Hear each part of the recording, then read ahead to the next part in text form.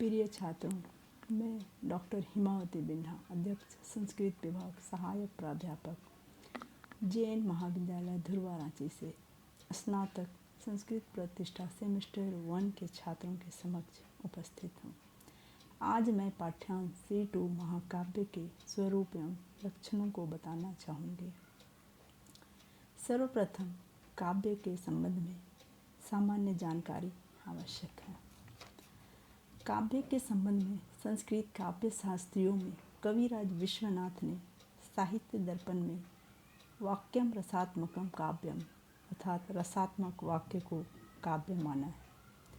पंडित राज जगन्नाथ के अनुसार रमणीयार्थ प्रतिपादका शब्द काव्यम अर्थात रमणीय अर्थ का प्रतिपादन करने वाला शब्द काव्य कहलाता है। साधारणतः प्रयोग की दृष्टि से काव्य के दो भेद किए जाते हैं, दृश्य काव्य और श्रव्य काव्य। दृश्य काव्य अभिनय से रंगमंच पर जिसका प्रदर्शन किया जाता है उसे दृश्य काव्य कहा जाता है, तथा जिस काव्य का आनंद मुख्यतः अभिनय या नाटक देखकर लिया जाता है वह दृश्य काव्य कहलाता है। जैसे नाटक में अभिज्ञान शाकुंतलम प्रसिद्ध नाटक है। दृश्य काव्य के मुख्य दो भेद हैं, रूपक, उपरूपक। रूपक दृश्य काव्य। दृश्य काव्य को रूपक भी कहते हैं। रूपक कहने का तात्पर्य अर्थात किसी का रूप बनाकर कोई दूसरा व्यक्ति से अभिनय कराना। रूपक में एक व्यक्ति पर कोई दूसरा व्यक्ति से रूपक में एक व्यक्ति पर दूसरे व्यक्ति के रूप का आरोप होता है। रूपक के भेदों के 4 आधार बतलाए गए हैं, वस्तु या विषय या कथानक, नेता या नायक, रस, विस्तार। कथानक, वस्तु, विषय ये 2 प्रकार का होता है, ख्यातिवृत्त और कल्पित। तथा रूपक 10 हैं, नाटक, प्रकरण, भान, व्यायोग, समवाकार, डिम्ब, इहामृग, अंक, वीथी, प्रहसन। इसके साथ ही उपरूपकों की संख्या 18 बताया गया है। नाटिका, त्रोटक, गोष्ठी, सवरिक, नाट्यरासक, प्रस्थानक, उल्लाप्य, काव्य, प्रडखंड, राशक, संलापक, श्रीगदित, शिल्पक, विलासिका, दुर्भलिका, प्रकरणी, हल्लीस और भनिका। दृश्य काव्य के पश्चात हम श्रव्य काव्य के विषय में ध्यान देंगे। श्रव्य काव्य। श्रव्य का अर्थ श्रवण अर्थात सुनना। जिस काव्य, कथा, कहानी को पढ़कर या सुनकर आनंद की प्राप्ति होती है वह श्रव्य काव्य है। श्रव्य काव्य के 3 भेद किए गए हैं, गद्य काव्य, पद्य काव्य और गद्य पद्यमय काव्य। इसे चंपू या मिश्र काव्य भी कहा गया है। गद्य काव्य। गद्य काव्य छंद रहित रचना है अथवा जो रचना छंदोबद्ध नहीं है, जैसे उपन्यास, कथा, आख्यायिका आदि। पद्य काव्य छंदबद्ध रचना है अथवा छंदोबद्ध काव्य पद्य काव्य है। उदाहरण स्वरूप रघुवंश, रामायण ये पद्य काव्य का उदाहरण है। मिश्र या चंपू काव्य या गद्य पद्यमय काव्य, जिसमें छंदबद्ध और छंद रहित रचनाओं का मिश्रण रहता है। साहित्य दर्पण के अनुसार गद्य पद्यमय काव्य चंपूरीत्यभिधीयते अर्थात जिन काव्यों में गद्य पद्य का संयुक्त या मिश्रित प्रयोग किया जाता है उन्हें चंपू काव्य कहते हैं। उदाहरण स्वरूप त्रिविक्रम भट्ट का नल चंपू काव्य। इसके साथ ही श्रव्य काव्य के भेद, गद्य पद्य, गद्य पद्यमय काव्य के स्वरूपों को जानने के बाद उसके भेदों की ओर दृष्टि डालेंगे। गद्य काव्य के पुनः 2 भेद किए गए हैं, कथा और आख्यायिका। कथा उसे कहते हैं जिसका कथानक कवि कल्पित रहता है या कवि की अपनी कल्पना रहती है।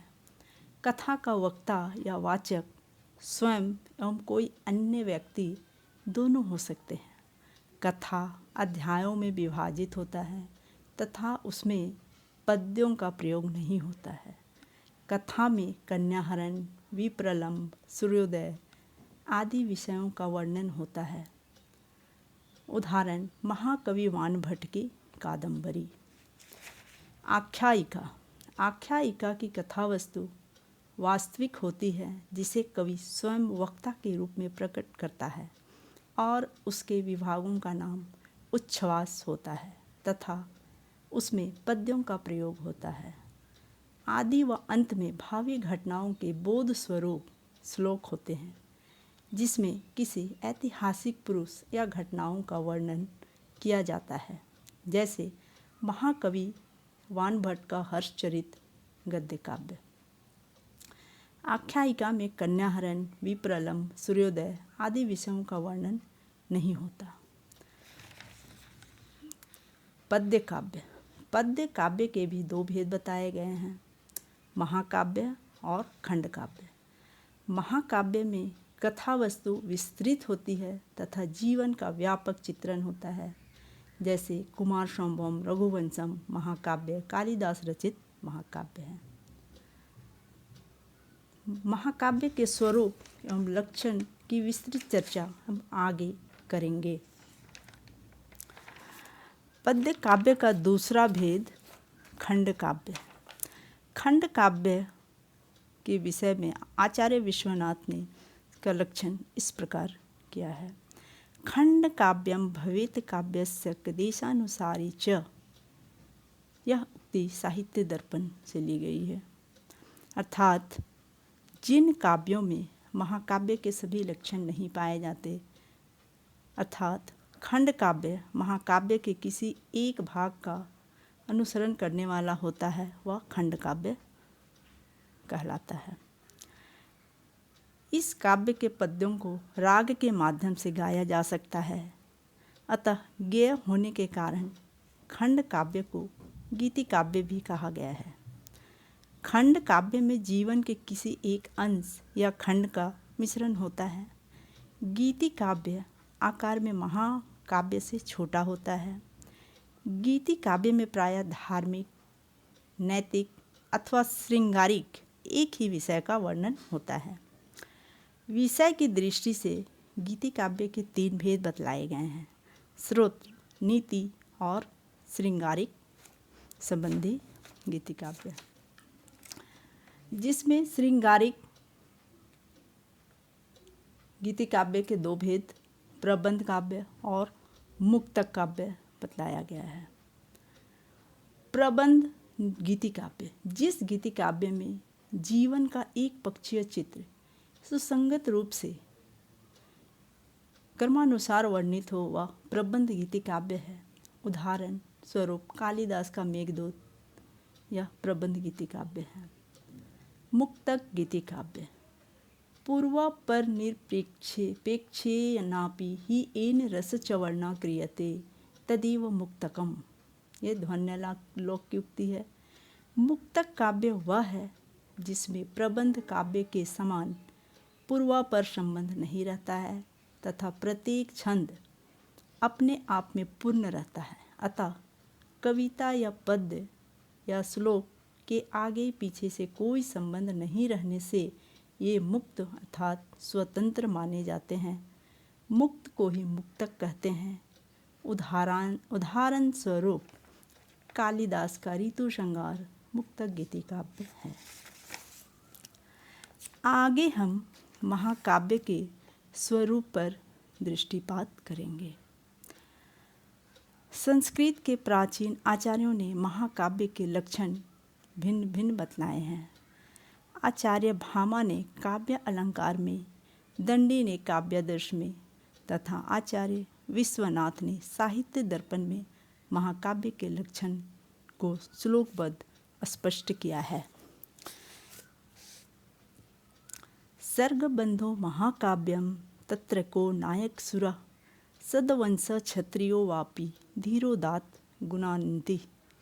एक वंश भवा भूपा कुलजा बहो अपि वा श्रृंगार वीर शांत नाम एको अंगीरस ईष्यते अंगानि सर्वे अपि रसा सर्वे नाटक संज्ञया इतिहासो दुभौम वित्तमन्यद्वा सज्जनाश्रयम् चत्वारस्तस्य वर्गा अस्सु अस्ति स्वीक च फलं भवेत् आदौ नमस्क्रियास आशीर्वाद वस्तु निर्देश एव वा क्वचित् निंदा खलादीनां सत्तां च गुण कीर्तनम् एक वृत्तमये पद्दैरवसाने नैवृत्तकृत्य नाति स्व अल्पा नाति दीर्घा सर्गा अष्टाधिका इह नानावृत्तमया क्वापि सर्गा कश्चन दुष्यते सर्गान्ते भावी संसर्गस्य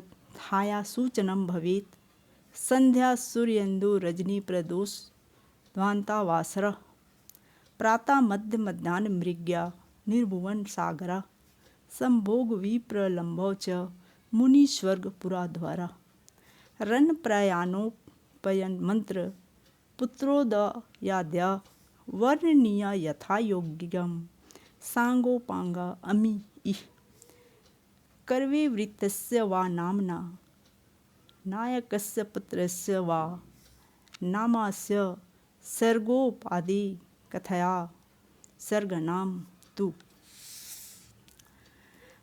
अर्थ स्पष्ट कर महाकाव्य संबंधी विशेषताओं को बतलाया गया है।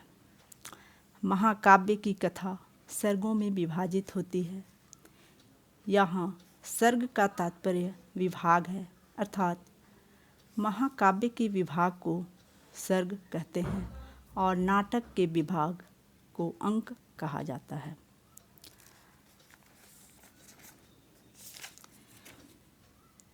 सर्गों की संख्या 8 से अधिक होती है। प्रत्येक सर्ग में एक ही छंद का प्रयोग किया जाता है। कभी कभी सर्ग में एक से अधिक छंद का प्रयोग किया जाता है। नेता या नायक देवता या कोई महापुरुष होता है तथा किसी उच्च वंश का क्षत्रिय होता है। स्वभाव से धीरोदात्त प्रकृति का पुरुष होता है।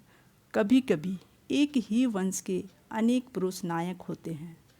श्रृंगार वीर और शांत में से कोई एक रस तथा मुख्य रस के अंगों के रूप में अन्य रसों का प्रयोग होता है। महाकाव्य में मुख, प्रतिमुख, गर्भ, विमर्श तथा उपसंहार नामक 5 संध्या होती है। कथा वस्तु ऐतिहासिक, पौराणिक तथा किसी सज्जन पुरुष से संबंध रखने वाला होना चाहिए।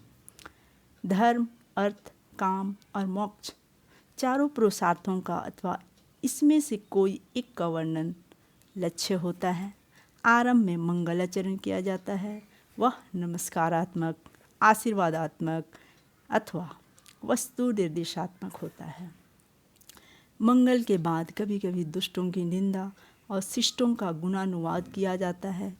इनमें प्रभात, सूर्य, चंद्र, निशा, सायंकाल, दिवस, मध्याह्न, मृग्या, पर्वत, ऋतु, वन, मिलन, वियोग, मुनि, स्वर्ग, नरक, आकाश, युद्ध, आक्रमण, विवाह, राजसभा और पुत्र उत्सव आदि का वर्णन किया जाता है।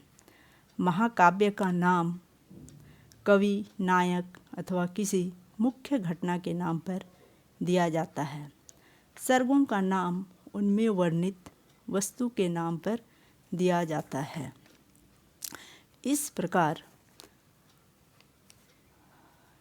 अधिकांश आधुनिक विचारक इन विशेषताओं के आधार पर साहित्य दर्पणकार विश्वनाथ के महाकाव्य विषयक विचारों को विशेष महत्व देते हैं और परवर्ती महाकाव्यों में आचार्य विश्वनाथ के मत को अधिक से अधिक आचार्यों ने ग्राह्य समझा। धन्यवाद।